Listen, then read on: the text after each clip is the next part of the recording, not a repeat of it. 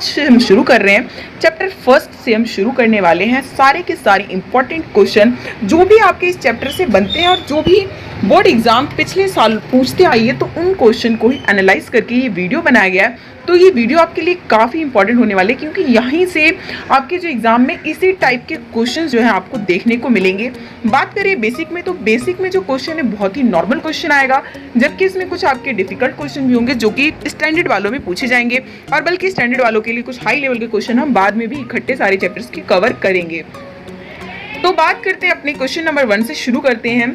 Question 1 है हमारा, what is the HCF of the smallest composite number and the smallest prime number. अब यहाँ पर स्टूडेंट क्या है ना, कुछ तो स्टूडेंट यहीं पे कंफ्यूज हो जाते हैं कि कंपोजिट नंबर क्या है भैया, सबसे छोटा प्राइम नंबर क्या है। वो इस तरीके की ना कंफ्यूजन वहाँ पे क्रिएट हो जाती है।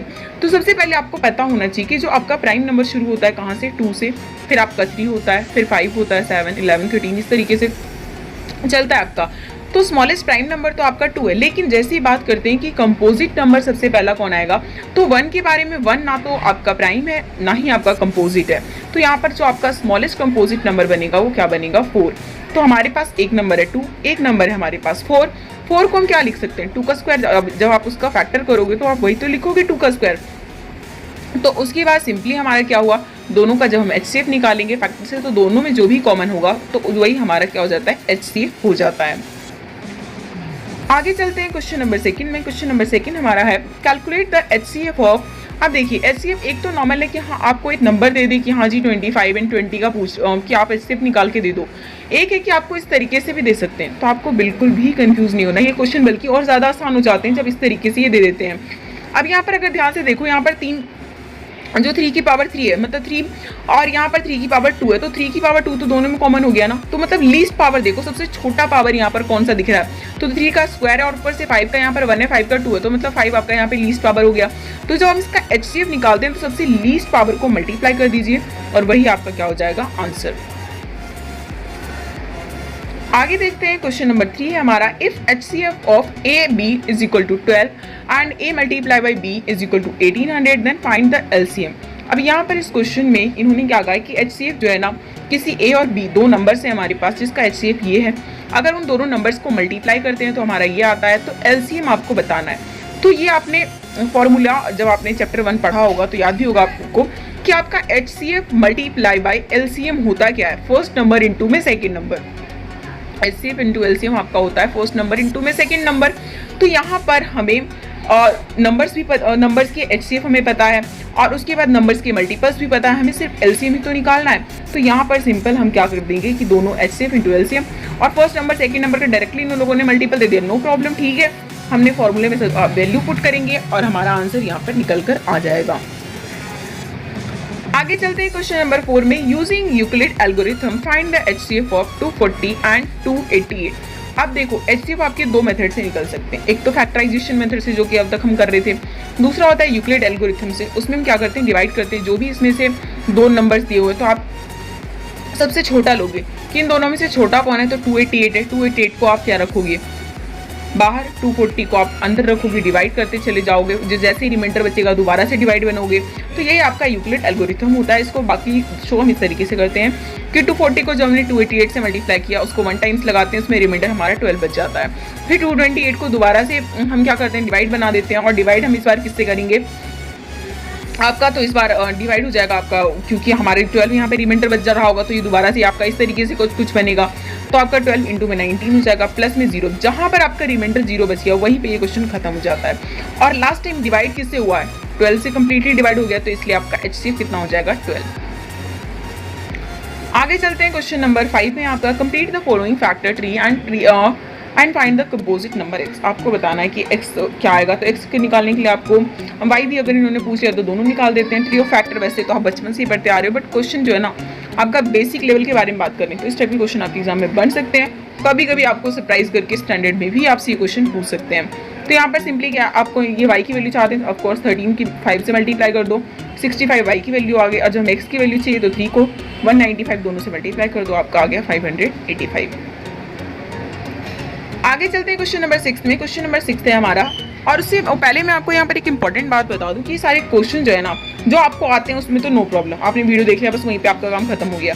लेकिन जो क्वेश्चन नहीं आते उसको आप एक बार दोबारा से वीडियो खत्म होने के बाद क्वेश्चन देखो और उसको आंसर करने की कोशिश करो, क्योंकि मैथ्स प्रैक्टिस मांगता है। जितना प्रैक्टिस करोगे उतना ज़्यादा आपके लिए बहुत ज़्यादा बेनिफिट होगा। तो ये क्वेश्चन देख लेते हैं। Length breadth and height of a room, एक रूम है जिसकी हाइट जो लेंथ ब्रेथ हाइट तीनों इन लोगों ने दे रखा है कि 8 metre 50 centimetre, 6 metre 25 centimetre and 4 metre 75 centimetre. यहाँ पर बताना है find the length of the longest road, एक लॉन्गेस्ट रोड की लेंथ बताओ जो कि ना इन सारे रूम के डायमेंशन को मेजर कर सके, अच्छी तरीके से नाप सके। तो इस टाइप के क्वेश्चन में ना आपके दिमाग में एक कंफ्यूजन बन सकती है कि एचसीएफ निकालें एलसीएम निकालें व्हाटएवर।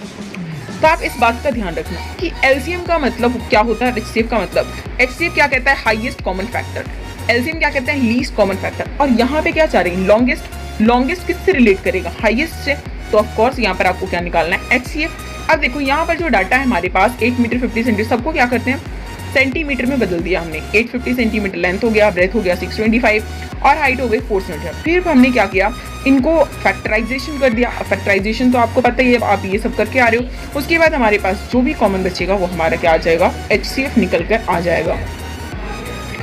तो आगे चलते हैं अपने क्वेश्चन नंबर 7 में। क्वेश्चन नंबर 7 है 3 wells toll at interval of 9, 12 and 15 minutes. तीन जो घंटी है वो 9 मिनट पे, 12 मिनट में, 15 मिनट में बजती है। अब इन्होंने कहा दे स्टार्ट टोलिंग टुगेदर, अब इकट्ठे उन लोगों ने स्टार्ट कर दिया। तो उसके बाद कितने टाइम के बाद दोबारा ऐसा होगा कि इकट्ठे वो बजेंगे। तो इस टाइप के क्वेश्चन में आपको एलसीएम निकालना होता है। जब भी इस टाइप क्वेश्चन आ जाए या फिर पर्टिकुलर ऐसा आ जाए कि ये कोई राउंड है, वहाँ पे 2-3 बच्चे चक्कर लगा रही है, इतने मिनट में पूरा कर रही है, अब तीनों इकट्ठे कब मिलेंगे, तो जब भी इकट्ठे वाली बात आएगी ना तो आप एलसीएम निकालोगे। तो यहाँ पर इन्होंने रिक्वायर्ड आंसर के लिए हमें क्या करना पड़ेगा, ये आंसर निकालना पड़ेगा। पर्टिकुलर जब 2 मार्क्स के क्वेश्चन आते हैं ना तो हमें सारे स्टेटमेंट्स भी लिखने होते हैं। 1 मार्क्स में तो कोई मायने नहीं रखता, डायरेक्ट आंसर आप लिख सकते हो, लेकिन 2 मार्क्स में आपको स्टेटमेंट लिखना भी ज़रूरी है। फिर क्या हमें एलसीएम निकालना था, हमने सिंपली क्या फैक्टराइजेशन मेथड से हमारा एलसीएम निकल जाएगा। तो यहाँ पर आप आराम से देख सकते हो किस तरीके से हमारा जो एलसीएम है वो निकल जाता है। तो देखिए एक बात, तो जब फैक्टर करते हो ना, जब एचसीएफ निकालते हो तो आप क्या देखते हो कि तीनों में क्या कॉमन है। लेकिन जब आप एलसीएम निकालते हो ना तो तीनों का जो कॉमन है उसे एक बार और जो बाकी सारे बच गए उसे भी आप लिख लोगे, तभी आपका एलसीएम निकल कर आएगा। और एलसीएम यहाँ पर 150 हमारा आ गया है। आगे है question number 8, find the LCM and the HCF of 510 and 92 and verify that HCF into LCM that would be equal to product of 2 given number। उन्होंने कहा पहले तो इन दोनों नंबर का आप एचसीएफ और एलसीएम निकाल के दिखाओ, उसका ये भी प्रूव करो कि जो एचसीएफ गुना एलसीएम होता है ना वो सच्ची में 2 नंबरों के गुना के इक्वल होता है। तो इस चीज़ के लिए हम क्या करेंगे, दोनों का फैक्टराइजेशन किया, फैक्टराइजेशन के बाद दोनों का एचसीएफ एलसीएम हमने निकाल लिया। एचसीएफ एलसीएम निकालने के बाद दोनों को मल्टीप्लाई करके देख लो, एक बार एचसीएफ एलसीएम से मल्टीप्लाई किया, हमारा इतना आ गया, दोनों नंबर को मल्टीप्लाई करके देखा, दोनों इक्वल आ गया। और ये हर केस में इक्वल आना ही चाहिए, अगर इक्वल नहीं आ रहा है ना समझ लो गड़बड़ी आपने की है, क्वेश्चन में कोई गड़बड़ी नहीं है। और उसके बाद ये क्वेश्चन भैया हर साल ना ऐसा तो हो ही नहीं सकता। Prove that root 5 is an irrational number, आपको प्रूव करना है कि रूट 5 जो है आपका इरेशनल है। तो इसको कॉन्ट्राडिक्शन मेथड से करते हैं, सबसे बेस्ट मेथड यही है। बाकी मेथड्स बहुत सारे हैं मार्केट में, लेकिन ये सबसे अच्छा मेथड होता है। तो सबसे पहले ना इरेशनल के लिए हम सबसे पहले क्या एज्यूम कर लेते हैं कि ये नंबर आपका रेशनल है। और रेशनल नंबर कोई भी होता है तो हम उसको पी अपॉन में क्यू की फॉर्म में लिख सकते हैं, जहाँ पर कि क्यू आपका 0 के इक्वल नहीं होना चाहिए। और इसी के साथ पी और क्यू को हम क्या मानते हैं कि वो को प्राइम्स है। उसके बाद जब हमने पी अपॉन में क्यू माना, उसके बाद क्या करते हैं दोनों को स्क्वायरिंग कर देते हैं, बोथ साइड स्क्वायर करने के बाद हमारे पास ये सिचुएशन आएगी। अब यहाँ पर अगर आप ध्यान से देखो तो जो 5 है इसको अगर हम इस साइड लाएं तो यहाँ पर क्या हो जाएगा 5 डिविजिबल में आ जाएगा। तो इससे हम क्या कह सकते हैं कि यहाँ पर जो पी है वो क्या है 5 से डिविजिबल है। उसके बाद नेक्स्ट सिचुएशन क्या क्रिएट करते हैं कि इस बार हमने जी पी की जगह 5k ले लेते हैं, 5c कुछ भी रख सकते हो, कोई भी अल्फाबेट आप जो आपको पसंद हो, जहाँ पर क्या है ये भी एक पॉजिटिव इंटीजर है। और दोबारा से जब फर्स्ट इक्वेशन में जो भी जहाँ पे भी पी है वहाँ पे 5k से रिप्लेस कर रहे हैं, तो हमारे पास क्या निकल कर आ रहा है q square is equal to 5k square. और अब यहाँ से क्या सिचुएशन निकल कर आ रही है कि इस 5 को ले जाना चाहेंगे तो यहाँ जाएगा। तो अब क्या हो रहा है क्यू डिविजिबल बाई 5 हो रहा है, तो ऐसा तो हो नहीं सकता भाई। From this we can say that p, और अगर इन दोनों इक्वेशन को देखें फर्स्ट और सेकंड, यहाँ से तो हमें ये लग रहा है कि पी और क्यू के पास दोनों कॉमन फैक्टर 5 है, लेकिन हमने क्या माना था कि भाई दोनों को प्राइम्स है। तो ये ऐसा हुआ क्योंकि हमने गलत एजम्पशंस ले लिए थे। अब गलत एजम्पशन ले लिए थे कि पी और क्यू को प्राइम है, इसलिए हम ये कह सकते हैं कि रूट 5 आपका इरेशनल नंबर है। अब आपको हम यहाँ पर ये बता दें कि ये जो रूट वाला क्वेश्चन है ना, आपका एक नॉर्मल तो आता है कि डायरेक्टली √5, √3, √7, √2 इस तरीके से क्वेश्चन आ जाएगा। नहीं तो एक डायरेक्टली आपका क्वेश्चन इस तरीके से भी आता है कि आपको और चीज़ों के साथ जोड़ कर ये क्वेश्चन पूछ लेते हैं कि प्रूव दैट 3 + 2 √5 इज इरेशनल, या फिर किसी भी फॉर्म में पूछ सकते हैं। जब आपके साथ और भी संख्या जुड़ जाती है ना, तो उस क्वेश्चन को करने का तरीका थोड़ा सा अलग हो जाता है। तो इसलिए आपको दोनों ही तैयार करके रखना है। हो सकता है कि बेसिक में ये पूछ ले, स्टैंडर्ड में ये पूछ ले, कुछ भी हो सकता है ना, तो इसलिए हमें प्रिपेयर करके रखना है पहले से ही। तो इसमें भी क्वेश्चन थोड़ा सा तो आप शुरू से हम वैसे ही करेंगे। हमने सबसे पहले ज्यूम कर लेना है कि आपका रेशनल नंबर है, रेशनल नंबर है तो P/Q के फॉर्म में लिख सकते हैं, जहाँ पर को प्राइम में P/Q रहने दिया। अब सबसे पहले इसमें स्ट्रैटेजी क्या होती है कि रूट वाली चीज़ को अलग कर दो। कैसे भी रूट वाली चीज़ों को हमने क्या कर दिया, धीरे धीरे अलग करते चले गए, जहाँ पर √5 हो गया P - 3Q/2Q। अब यहाँ पर हमें क्या है कि P - 3Q/2Q क्या है, आपका रेशनल नंबर है, लेकिन हमें पता है कि √5 क्या है, आपका इरेशनल है, जो कि हम √5 जब प्रूव करते तो पता चल जाता है। अब यहाँ पर क्या हो रहा है, रेशनल तो बराबर नहीं हो सकता ना इरेशनल के। ये तो रेशनल है हमारा, ये इरेशनल है, तो रेशनल इक्वल टू नहीं हो सकता इरेशनल के। तो इसीलिए क्या हुआ, एक कॉन्ट्राडिक्शन हो गया। और क्यों कॉन्ट्राडिक्शन हुआ, क्यों? हाँ, क्योंकि हमारी जो अजम्पशंस थी कि हमने जो कि ये रेशनल नंबर है, इस चीज़ को लेकर हमारी जो अजम्पशन है वो इनकरेक्ट प्रूफ हो गई। इस वजह से हम ये कहेंगे कि आपका 3 + 2 √5 इरेशनल हो जाएगा। तो इस क्वेश्चन को करने का सबसे बेहतरीन तरीका है, और सबसे बड़ी बात CBSE इसको एक्सेप्ट करती है। तो आप इस तरीके से करोगे आपको फुल मार्क्स मिलेंगे, इसलिए आपको डरने की बिल्कुल जरूरत नहीं है, और ये सबसे बेहतरीन मेथड है। तो इसलिए आपको इसको 1-2 बार लिख के देखो, क्योंकि ये क्वेश्चन 1-2 बार लिखोगे ना, तभी आपको अच्छी तरीके से तैयार हो पाएगा। आगे चलते हैं क्वेश्चन नंबर 11 में। What is the condition for the decimal expansion of a rational number two terminate, explain with the help of an example. क्या कंडीशन होता है कभी भी डेसिमल एक्सपेंशन में कि वो आपका टर्मिनेट होगा या नॉन टर्मिनेटिंग होगा।